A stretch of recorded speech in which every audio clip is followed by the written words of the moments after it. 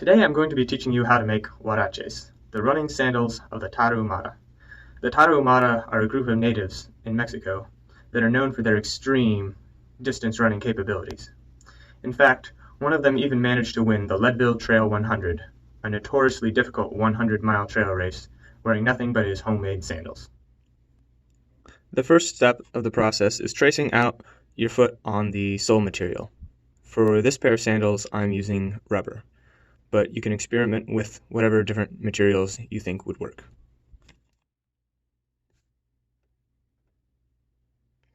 You want to hold your pen or marker vertically as you're tracing around your foot, and you can sort of curve around the toes.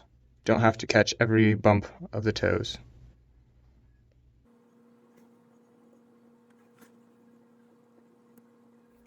You're also going to need to make a mark in between your first and second toe. That's where the rope will go later. And a mark in front of your ankle knob. And that's this thing right here. So put your pen just sort of in front of it and make a mark down on the material. And you'll need to do that on both sides.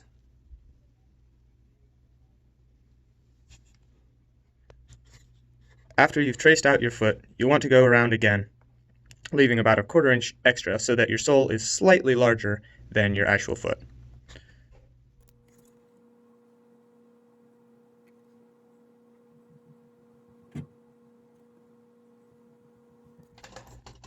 Just remember, you can always take more material off, but you can never add material once it's been cut away. Next, you'll need to draw out the side flaps where the ropes will go. To do this, take a round object, I'm going to use a roll of tape, and place it at the corner where your outline meets your line from your heel bone. You want to trace around the object.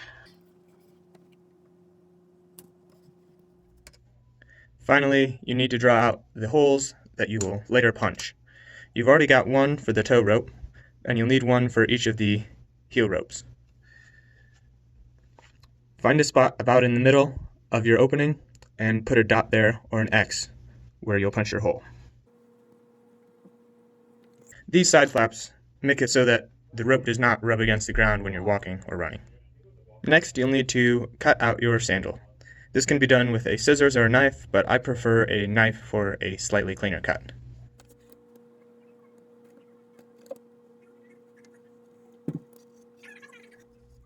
Once you've cut out your sandal, you'll need to punch the rope holes. To do this, you'll need a hammer and a punch, and make sure you don't damage the surface you're punching into.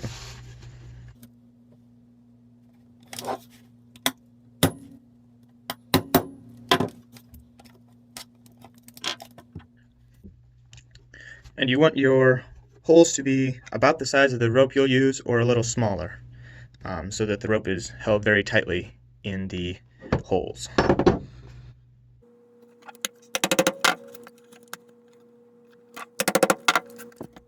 Now your sole is complete.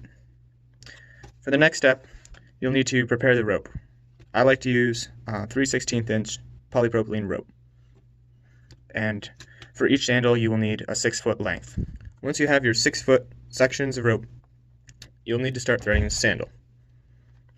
Start by coming up from the toe hole.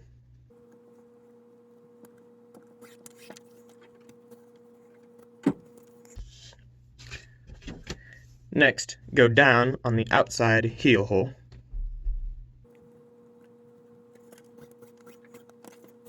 Then you'll bring the rope around under itself and go down through the inside heel hole.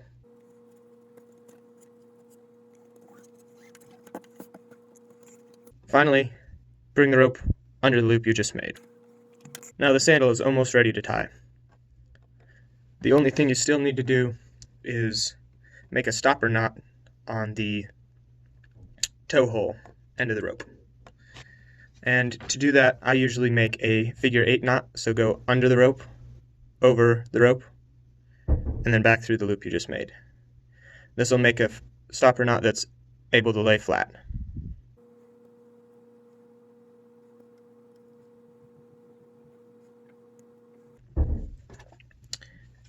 you'll want to heat this knot up and burn it so that it stays in position.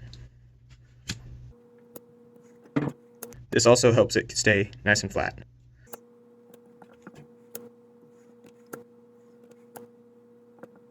That way it won't dig into your toe too much when you're walking or running. Then simply pull it until it lays nice and flat there, and that'll keep it in place. So there you have it, the finished sandal. These sandals are fun, homemade, and unique. They're great for running or wearing casually. Some people have concerns about the toe rope digging into the space between your toes, but I've found that just doesn't happen. Your feet get used to it very quickly. Finally, I'd like to thank Steven Sashen, CEO of Xero Shoes, who posted the video that originally taught me how to make these sandals. And I would also like to thank Christopher McDougall, author of Born to Run, for inspiring me in my barefoot running aspirations.